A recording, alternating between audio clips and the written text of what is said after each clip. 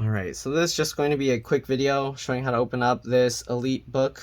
This is an HP EliteBook 8470p, alright, 8470p. We're going to close it up. We're just going to do a quick look inside, alright, not really doing much disassembly. We got the battery here, so to remove that, you pull these two to the side. You'll see it turns this red color. Then you can go ahead and slide the battery out, just like this. Okay, if you're looking, there is the what do you call, there's like screws for the keyboard here, but we're not going to remove that. And the battery, there's the HP spare part number. Battery model is CC06, but the spare part number is 628668-001. Okay, anyways, we're going to leave this battery here. I didn't put it all the way in, but now we can go ahead and get this cover off. If it's not easy to get out, you can slide this out more. It makes a little gap here. You can slide that down, and then you can pull this away. Okay. Again, I'm just going to quickly show what's in here. You got 2 sticks of RAM. You can pull the tabs here. And this is a 4 gig stick. Does it say what type? It doesn't. Oh, here. 4 gig PC3 12800S. Okay. PC3 12800S stick of RAM. Okay, it looks like the CPU is removable, so you probably could upgrade it. I'm not going to mess around with that to find out. Sometimes there's a BIOS or firmware lock that doesn't allow it. You got the wireless card here.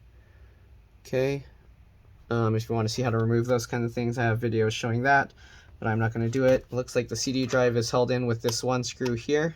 Okay, so if you want, you can remove that one screw. It pops up with a spring, and then there's this metal tab sticking out. I think we can actually push that. Yep.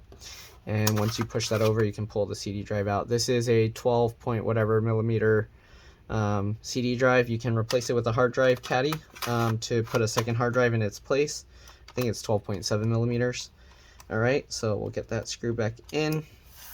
Now we just gotta see the hard drive. Okay, so it has this little thing here. You pull this over, and then you can lift this up and swing that over. Okay, we have this 3 screws holding this hard drive in place.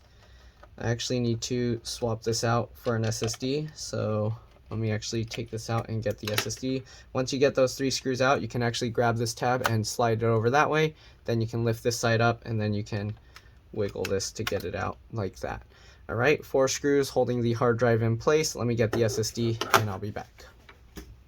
Alright, I'm back. We got the SSD, so we're going to take this out and we'll install the SSD. There's 4 screws holding this hard drive into place. Okay, so let's just remove all 4.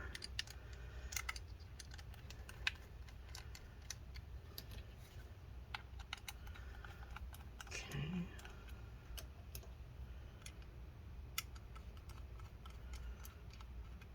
There we go. Then we can go ahead and get the hard drive out just like this. Right, SSD, we'll get that in place. Good. 4 screws, get them back in. I actually cloned the hard drive to this SSD, but I noticed it was doing something weird, like sometimes it'll boot and sometimes it won't. So I'm not sure if it's something with compatibility or if something was loose. So we're going to try putting this back in and see. Alright.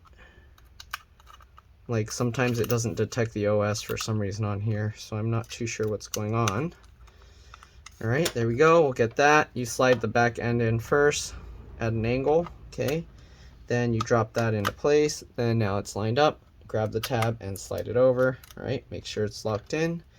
Then we'll go ahead and put the screws back. And yeah, pretty simple, straightforward. Okay, get these in. Alright. And get that down, pull this tab out to lock it, to let it drop back in all the way. And then we just get this bottom cover and put that back on. Alright, so start it slightly down.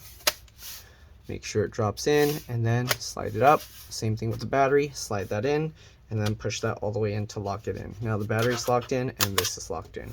Okay, we'll flip this over. Let's see if it's gonna boot up normally or not. I don't know.